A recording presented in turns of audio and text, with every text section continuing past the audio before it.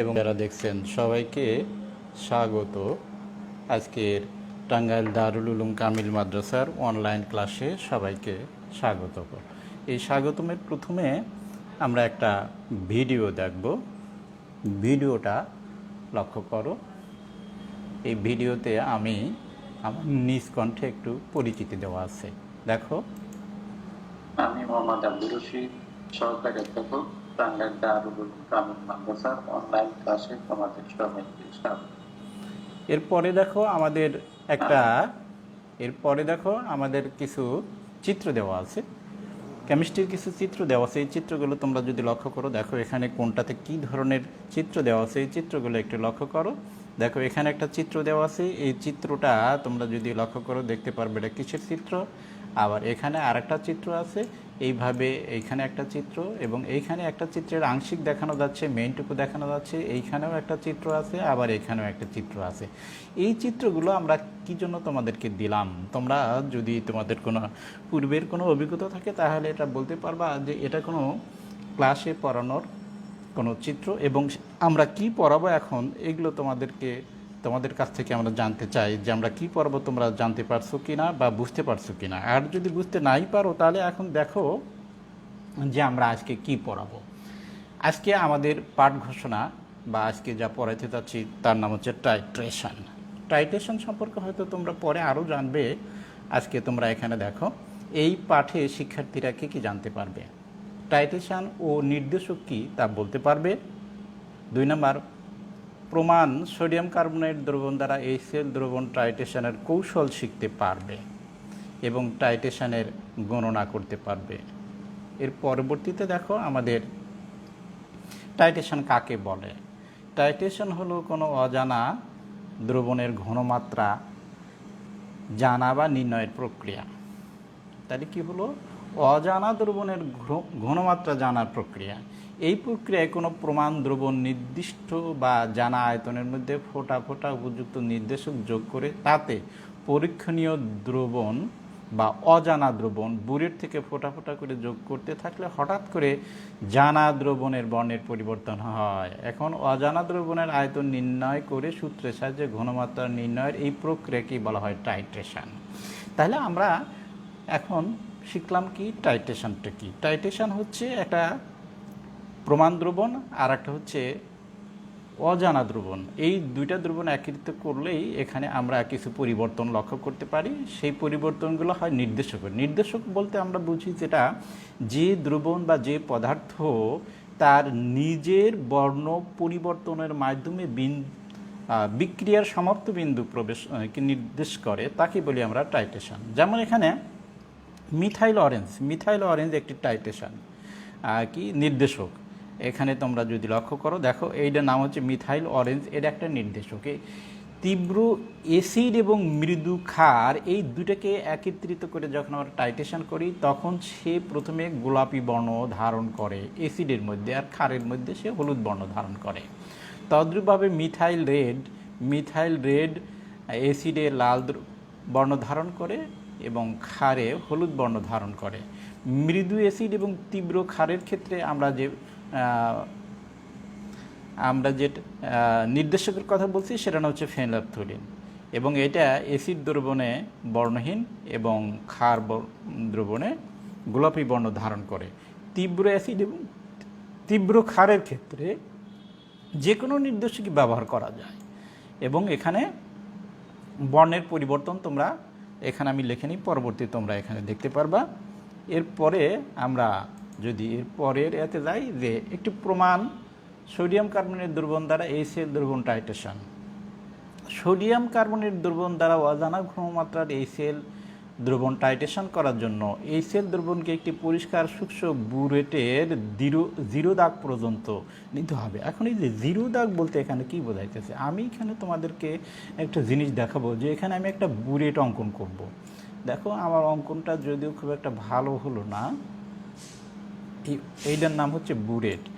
এই বুলেটের মাথা সাধারণত সরু আকৃতির হয় এবং এই সরু আকৃতির মধ্যে এখানে আবার একটু ছিদ্র আছে। এই যন্ত্রটা হচ্ছে বুলেট। এই বুলেটের গায়ে দাগ অঙ্কিত থাকে, এই সাইড দিয়ে বিভিন্ন দাগ অঙ্কিত থাকে। এইখানে একটা এইখানে যদি 50 থেকে শুরু হয় তাহলে এইখানে হবে 0। এই 0 থেকে ক্রমান্বয়ে নিচের দিকে আসবে। এই নিচের দিকে আসলেই এইখানে কি 50 অথবা যে কোনো নাম্বার থাকতে পারে, যে কোনো নাম্বার থাকবে এবং এখানেও নাম্বার থাকবে, এখান দিয়েও নাম্বার থাকে। এখন এইখান দিয়ে যদি আমরা এইখানে একটা স্টপ কর্ক যুক্ত থাকে, এখানে স্টপ কর্কটা খুলে দিলেই এখান থেকে দ্রবণ থেকে তরল পদার্থ ফোঁটা ফোঁটা করে পড়তে থাকে। তাহলে আমরা এই HCl দ্রবণ, এটা হচ্ছে অজানা দ্রবণ। এখানেই যদি আমরা HCl নিয়ে নেই, এই বুরুটের মধ্যে যদি আমরা HCl নেই, বুরুটের মধ্যেই HCl নিলাম এবং আমরা এইখানে যে পিপেট দেখতে পাচ্ছ, এই পিপেটের মধ্যে আমরা নিছি সোডিয়াম বাইকার্বনেট এবং সেটার 10 সিসি নিছি এবং এইটা আমরা যখন তোমাদেরকে দেব তখন আমরা এর স্ট্রেংথও তোমাদের বলে দেব। এইখানে সাধারণত 0.1 আমরা এইটার স্ট্রেংথ নিয়ে থাকি। তাহলে প্রথমে আমরা দেখলাম যে 0 দাগ পর্যন্ত এটাকে ভরে আমরা নিলাম। এই যে এখানে 0 দাগ পর্যন্ত, এই 0 দাগ পর্যন্ত আমরা দেখো এটাকে যদি আমরা 0 দাগ পর্যন্ত আমরা নিলাম, এইখানে আমি একটা কালার দিলাম, মনে করা হলো যে এইটাই হচ্ছে একটা দ্রবণ। এই দ্রবণটা 0 দাগ পর্যন্ত আমরা নিয়ে নিলাম এবং এখান থেকে আস্তে আস্তে যদি আমরা এটাকে যদি আমরা আরও এখান থেকে যদি আমরা দ্রবণ ফেলিয়ে দিই তাহলে আস্তে আস্তে এখানকার দ্রবণ কিছু কমে যাবে, এখানে দ্রবণ কিছু কমে যাবে। হ্যাঁ, তাহলে দ্বিতীয় কাজটা হচ্ছে একটি ফ্লাক্সকে সোডিয়াম কার্বনেট, মানে এই ফ্লাক্সকে, এই ফ্লাক্সে সোডিয়াম কার্বনেট আমরা নেব। এখন দেখো যে এই ফ্লাক্সটে আমরা সোডিয়াম কার্বনেট নেব 10 সিসি এবং এর মধ্যে 2-1 ফোঁটা আমরা কি দেব, 2-1 ফোঁটা আমরা মিথাইল অরেঞ্জ, এরকম 2 ফোঁটা মিথাইল অরেঞ্জ নির্দেশক আমরা নেব এবং একে স্ট্যান্ডের সাথে আটকায় এবং বুরুটের নিচে উক্ত ফ্লাক্সটি নিয়ে বুরেট থেকে বিন্দু বিন্দু তরল ফ্লাক্সে যোগ করতে থাকি যতক্ষণ না দ্রবণের বর্ণ গোলাপি বর্ণ হয়। এবার বুরেটের পাঠ গ্রহণ করি এবং এবার বুরেটের পাঠ গ্রহণ করব আমরা। তাহলে এখন এইটার নাম হচ্ছে স্ট্যান্ড, এইটার নাম হচ্ছে ধারক, এইটার নাম হচ্ছে বুরেট। তাহলে এখানে যখন আমরা বিন্দু বিন্দু করে এই তরল পদার্থ এই পদার্থের সাথে মিশ্রিত করতে থাকবো, তখন এইখানে আমাদের তরল পদার্থের একটা দ্রবণের পরিবর্তন ঘটবে, আয়তনের পরিবর্তন ঘটে। এই অবস্থায় আমরা এটার পাঠ গ্রহণ করব। এর পরবর্তী অধ্যায়ে আমরা যেয়ে দেখি, এর পরবর্তী অধ্যায়ে পরবর্তী স্লাইডে দেখো। আচ্ছা, এইভাবে একইভাবে অন্য কয়েকটি শুষ্ক পরিষ্কার কনিক্যাল ফ্লাক্স নিয়ে 10 সিসি সোডিয়াম কার্বনেট দ্রবণ নিয়ে উপরের নিয়মে 2 বার পরীক্ষা করব এবং পাঠ গ্রহণ করে সাদা সারণীতে লিপিবদ্ধ করব। এখানে লক্ষণীয়, বুরেট থেকে দ্রবণ 1 ড্রপ পড়ার সাথে সাথে গোলাপি বর্ণ হলেই স্টপ কক বন্ধ করতে হবে এবং পাঠ লিপিবদ্ধ করতে হবে। এটি হচ্ছে আমাদের এখানে সতর্ক বার্তা। এবং এরপরে দেখো সারণী। প্রথম আমরা যেটা সারণী তোমাদেরকে দেখাইলাম, প্রথম সারণী হচ্ছে আমরা প্রথমে যে 10 সিসি নিছি, এইটার আয়তন ছিল প্রথম হচ্ছে 10 এবং যখন 10.2 আয়তন শেষ হলো তখন এই গোলাপি বর্ণ ধারণ করলো।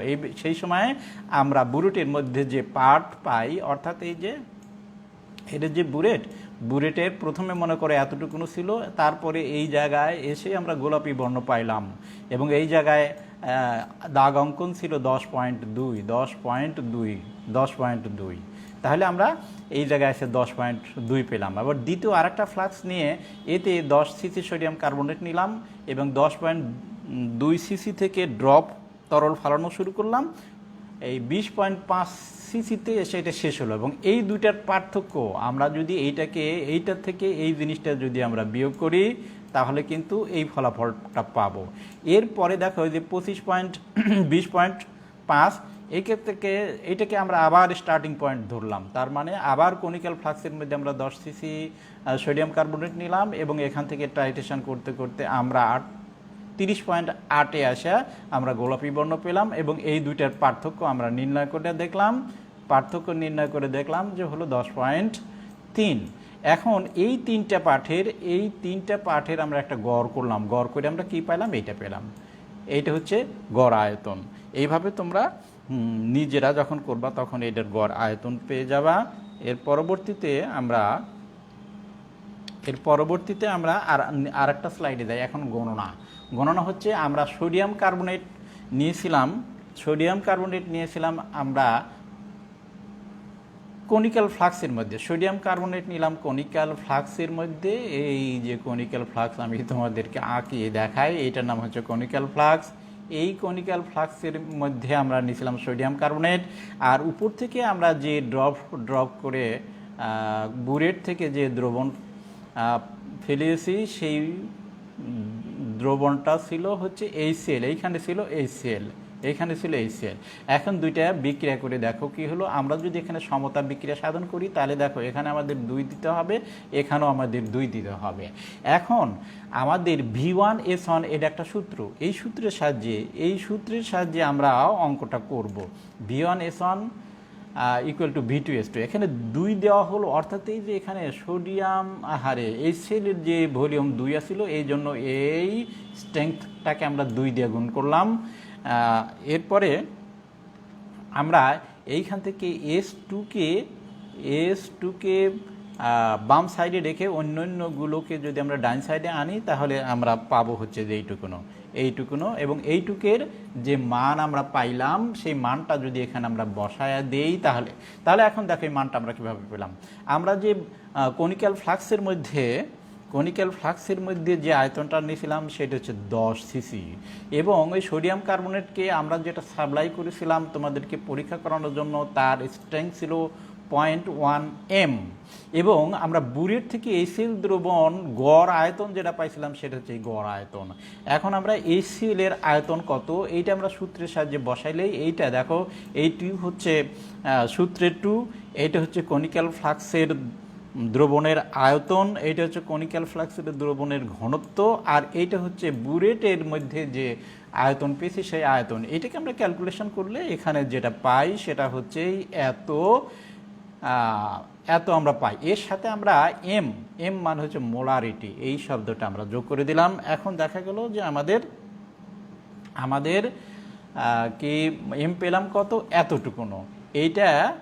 এইটাই হইতেছে আমাদের। দেখি আমরা এর পরবর্তী পেজে যাই, দেখি আমাদের কি দেওয়া আছে এর পরবর্তী পেজে, অর্থাৎ এইটি আমাদের প্রত্যাশিত ঘনমাত্রা আমরা পেলাম।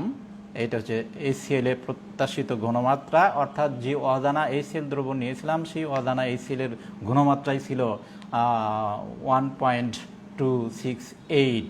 এখন তোমাদেরকে সবাইকে ধন্যবাদ আমার এই ক্লাসটা দেখার জন্য। তোমরা আমার এই ক্লাসটা বারবার দেখবে এবং ভিডিও পজ করে দেখবে, প্রয়োজনে সকল সময় দেখবে, তাহলেই তোমরা আমার এই